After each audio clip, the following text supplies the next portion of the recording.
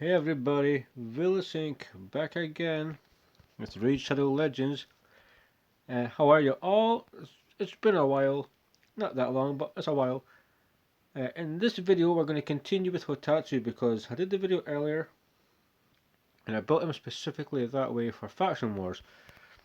Because you kind of need HP to sustain the hits, even though it's a defense based champion. So I changed the build up to what I feel is potentially a more optimum build. What we might do is we'll just sign in with a clan. Shout out to Mighty. We got 1 minute 24 seconds, Fahrenheit 25. So big ups if you're watching. Let's quickly collect this chest. Can we get a sacred? If we get a sacred, we will open that sacred. Nope. Resistance, I mean it could potentially have some value. No, we would have opened the sacred had we got one. Just a speed, I mean, is it a broken speed? No, I've got speed sets for speed to be fair, so. The build we have now for Hotatsu is, I feel it's optimal because it suits him being a defense based champion. I don't have to worry that much about finishing off like 20, 18 and like 14. Have ninja in this build. This build will still work because we have the reviver. The waves were much easier compared to the boss. So what we did was we went with a different style build. We went over his stats previously. So now, so basically he's just lost like 1000 HP. But he's almost 5k defense, 178 speed. So I can use him in clan boss if I choose to, 85% crit rate. Which means if we're negative affinity, sorry, we're positive affinity, sorry. We give us 100%, 217 crit damage, 239 accuracy. Realistically, he's a debuffer. I wanted defense. Nothing in his kit relies on a critical hit. Like his debuffs. Yes, the leech can land. 40% chance goes to 60, 65 with the mastery. Decrease attack again is 50. It goes to 80, 85 with the mastery. But nothing is predicated on being a critical hit. So I could lose some defense and I could, you know, get him that crit rate, but we'll see. And this is obviously his passive. We might try it in clan boss, but the thing is, with a 3-turn cooldown, we're going to get poisoned before we get stunned. So we may have to, use somebody alongside him when we go to clan boss. His aura, defense, and all battles by 25%. Changed up the masteries. So we can go for,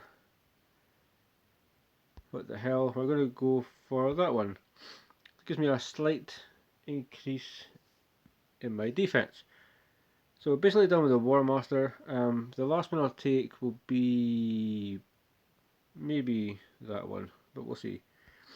When I go down to War Master, he had Helm Smasher before. War Master seems to be way better. The Helm Smasher build before, I'm not necessarily sure it made a lot of sense, but when you're trying to just achieve one kind of certain thing, one stage, one level, that's when that type of builds come into it. So let's find Hotatsu. What the hell would you? No, I don't know. We're just gonna go in by himself. I'm gonna take a look at the animations. We've already shown him in Dragon So Forth. Ice Golem, he is really good. We may try a higher stage on Ice Golem, but we're gonna go for the decrease attack. It's in the 50s. His A1, 37. Maybe not the most optimum of campaign farmers, but it makes no difference. We ain't going to take any damage here. So let's go to her, 55,000. Stick it on auto, 7550. So the build he has now and the War Master procs most definitely are more beneficial to him.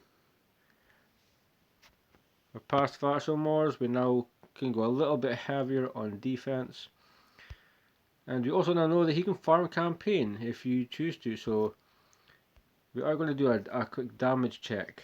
I'm trying to think if it's worth going to dragon. Maybe go higher. We might go up to neutral affinity on 23 because he has a lot of defense, so why not just have some fun with it? We're going to take in Arb for, maybe make her the speed lead, we'll see. I'll try the damage ninja, but I'm kinda so with it. I do enjoy my other ninja, but I'll keep him where he needs to be, build wise. Chinese holding his gear. And let's take a look at the damage check. We're going to do the decrease attack before we do the increased defense, just because we're hardcore. And there's plenty of time to see how much damage that does. So 30s and 40s. Let's just stick it on auto times 2. Interesting to see my ninja not heal. Very strange. I'm so used to that regen rather than like the soul drinker or life drinker or whatever it is. Mastery kicking in. So let's see, what can we do here? We're going to get increased defense. Hotatsu I've noticed is a fantastic pair when you've got Duchess. So the clan boss aspect of it, I think he has some great potential if you can build a team for it. We have 40,000, we have Leech. We have some HP burns going out. It doesn't matter if he dies because everybody is going to get revived before we kill all of you guys. 45,000 from Ninja. Let's see. So we're slowly chopping them down. Faceless. You have to be worried about Faceless. People thought he looked kind of silly with his build and so forth, but I mean I've took him into Arena and I've done some pretty ridiculous things with him. Like ridiculous things. So beware of Faceless. So we're just about to hit the dragon in just a moment. Now he has a War Master, so I'm very interested to see the War Master procs, type of damage he can do. We're neutral affinity, so we're not good, we're not bad, we're all even. Try to get a nice base number.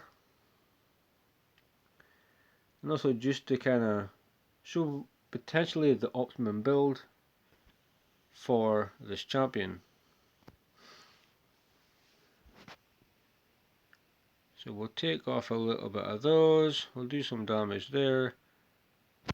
I like the damage ninja, but I still am so fond of my regen one that when I rebuild him, I'm going to potentially,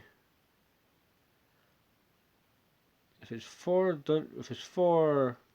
realistically it's just for dungeons. So 240, 250 accuracy is all I need, so I can focus on resistance, which means Ice Golem, I'm not going to get debuffed there. I can resist everything and just basically burn them down.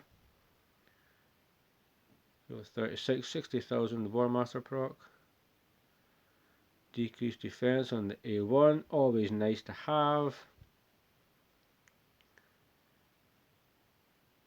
Figured it was a change from stage 20. You know, it's we could say kind of a free to play team. Apart from Ghostborn, you can take in any decreased defense champion. When you get to the boss, makes no difference. We have the backup on the A1, so what's that? Attack. Might give me a quad speed, so that's the only reason. 800,000 damage, ninja and draw guard, obviously stealing the show.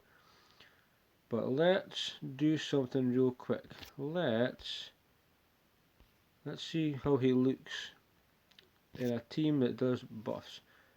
So if you went to 20, Ice Golem is a little bit more difficult. So we're going. I feel like I feel like we need Foley. I feel like we need him. We need Duchess. So let's just see how this goes. Foley is there pretty much because we don't have much poison, well, at all. And we do need to try and block revive the ads, preferably so they don't continually get revived. So we're buffing up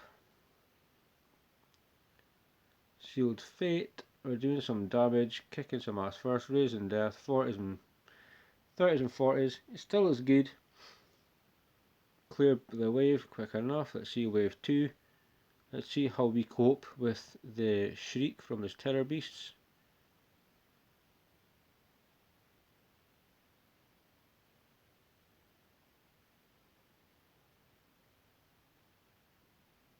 It's also very weird not taking Rotos into this dungeon. I really should do like a Seer thing, but I suppose we're now basically, when we tidy up Shadowkin, it's Sacred Order. The main issue is just that Valk wave, so if I can take in some control, then we should be good to get past that, and hopefully 21 doesn't have that annoying wave with like the 3 Valks in the Warcaster, because that really does suck. It's really annoying.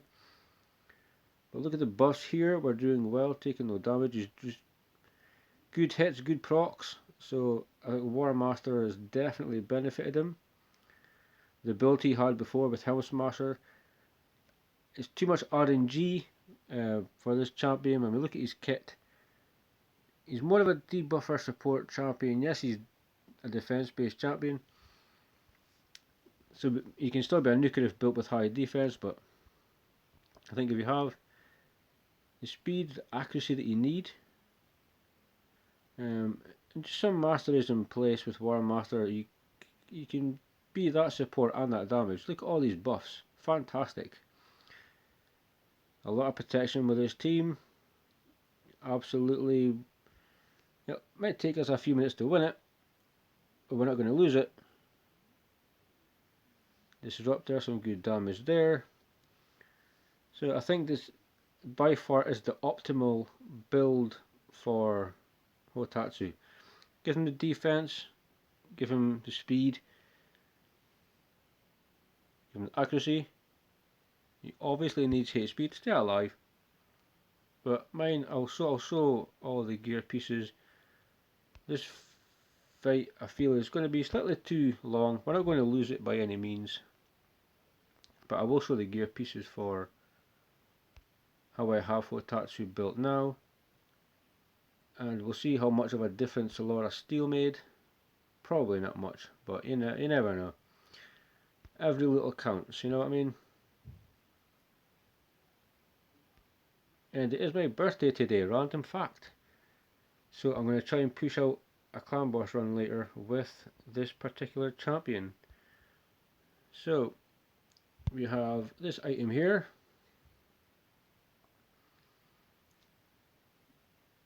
Okay, defense and HP. Crit damage with some accuracy, just for some damage, not necessarily required.